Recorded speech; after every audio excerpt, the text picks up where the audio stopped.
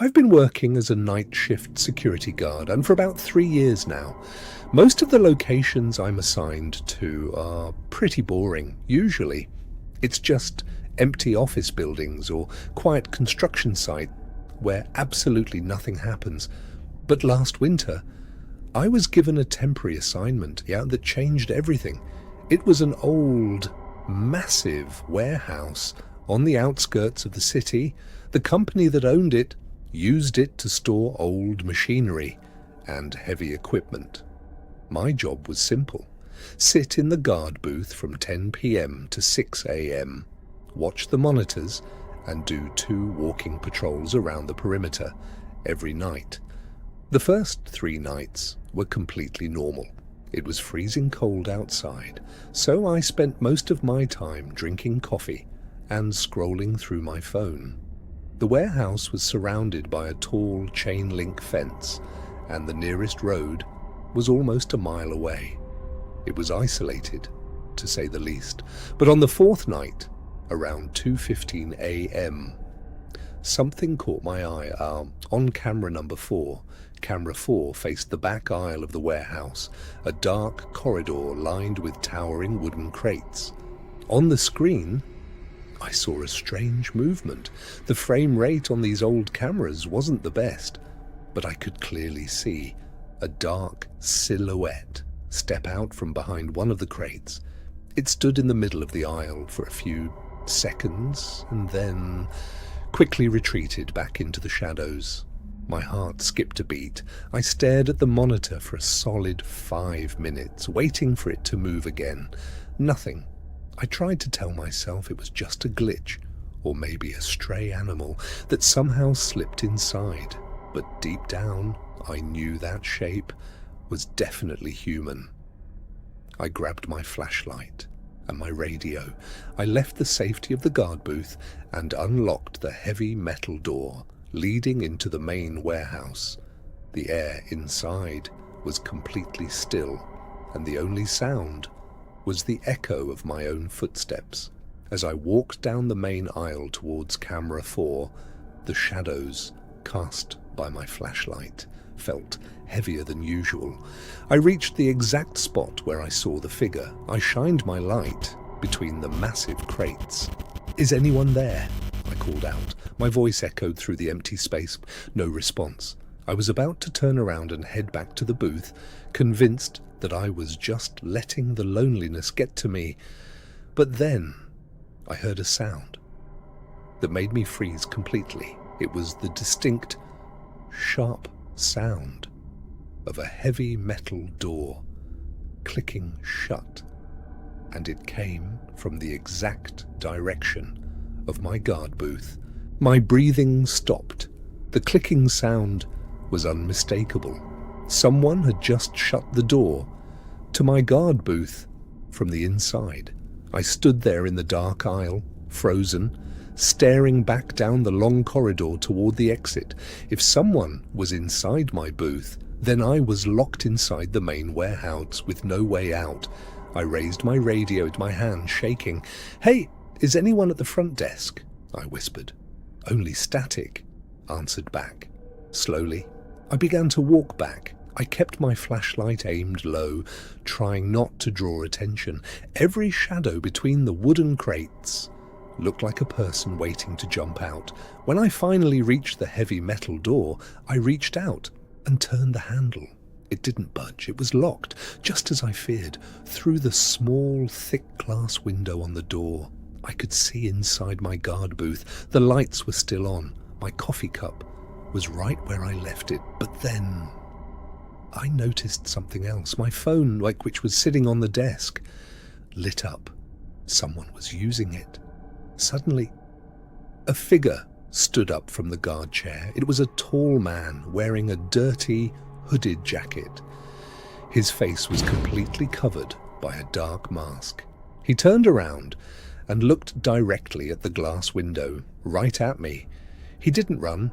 He didn't panic. Instead, he slowly raised his hand and held up a ring of keys. My keys. The keys to the entire warehouse. My heart hammered against my chest. I backed away from the door as I heard the sound of the keys turning in the lock from the other side. He was coming in to get me. I didn't think. I just turned around and ran deeper into the dark warehouse.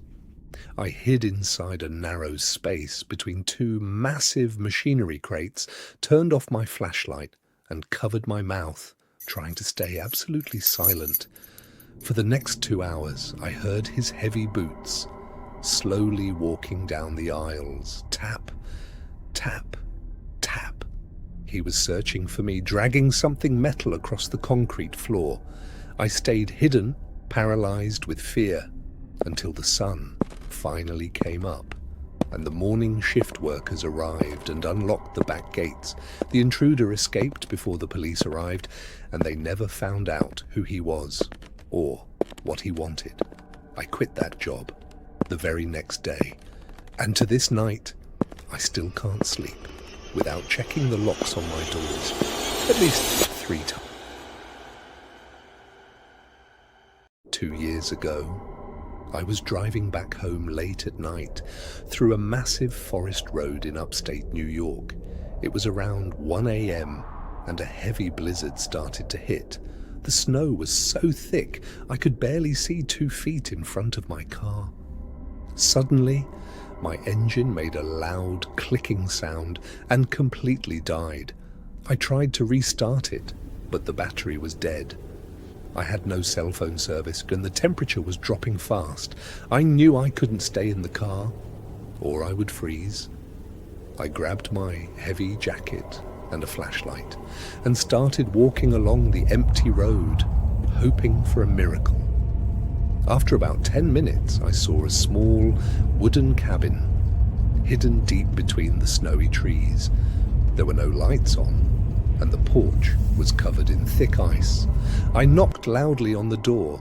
"Is anyone home?" I shouted. No one answered. The door was unlocked, so I pushed it open just to escape the freezing wind. Inside, the cabin smelled like old dust and rotting wood. I shined my flashlight around. It was a single room with an old bed, a wooden table, and a cold fireplace. On the table, I noticed a dusty black notebook. It looked like a diary.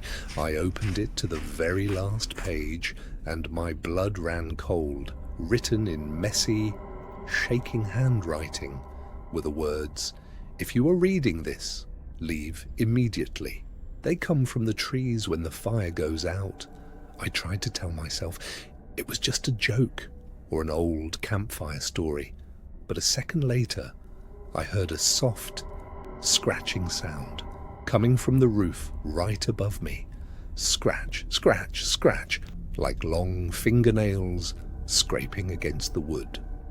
My heart began to race. I stood perfectly still, aiming my flashlight at the ceiling. The scratching stopped, and then I heard heavy, slow footsteps walking on the porch right outside the front door.